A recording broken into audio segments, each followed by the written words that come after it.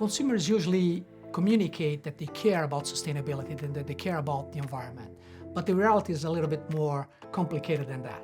There has been a lot of discussion of the power of ethical consumerism and hope that consumer demand can drive companies to make their products more sustainable. However, much of the market research underpinning this idea has a simple but fundamental flaw. Researchers tended to ask questions like, do you consider the environmental impact of a product when deciding which brand to purchase? And most people say yes.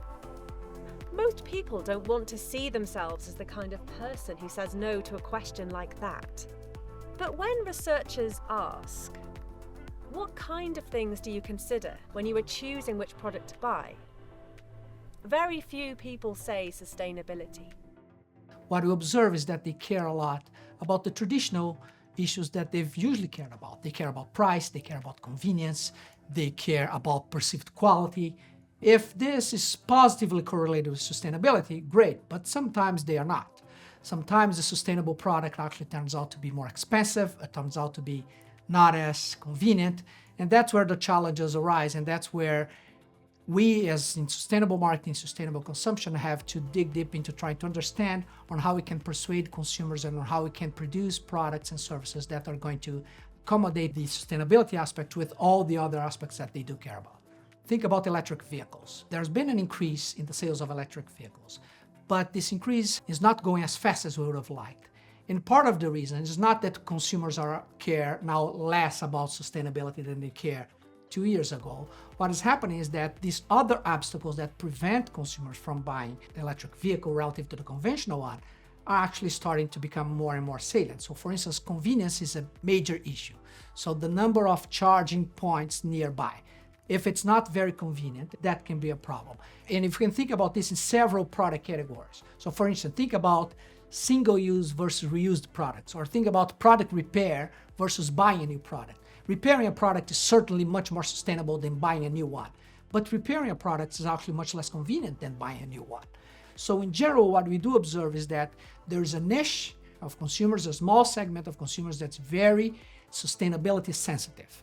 These consumers are willing to overcome these barriers to buy the most sustainable option that's out there.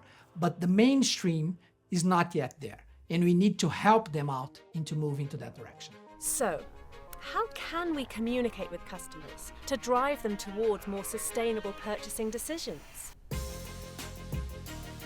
One important aspect when you talk about the communication of sustainability are the elements to take into consideration. So the first one is, should I even talk about sustainability, or should I try to sell other attributes that positively correlate with sustainability? By the end of the day, we want consumers to purchase more sustainable products and consume in a more sustainable manner.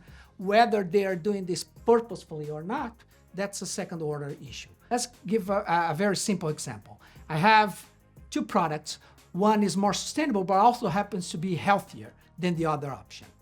Or instead of highlighting the sustainability, which a significant portion of my consumers are not going to care about, maybe I could highlight the health option associated with it, in which a larger number of consumers may care about.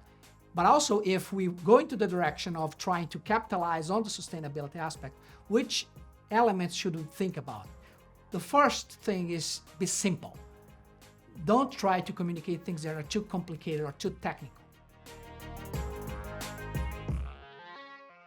The second aspect is about transparency. Be transparent and don't try to oversell it. So be transparent in the sense that whatever you're saying is backed by data. You are able to confirm what you're claiming. Another aspect to take into consideration are the emotionality of this. Which emotions should we take into consideration about this? We can talk about fear and guilt, but not try to exaggerate on this. And along with this, if you communicate negative aspects, also communicate the positive emotions associated with this. So instead of focusing only on guilt, focus also on pride, on the pride of doing the right thing. So what does this mean for the mission to reach net zero? Is not only a demand-side solution. If we wait for consumers to ask for the most sustainable products, we'll be in big trouble. And that's when policymaking and governance play a big role. Can they reduce the much higher price of sustainable products? Can they increase the availability of the sustainable products and the convenience of sustainable products? Can they offer mechanisms for companies to offer more sustainable products in a more competitive manner? So it's a combination of consumer preference, but also governmental interventions and companies' willingness for this change to happen.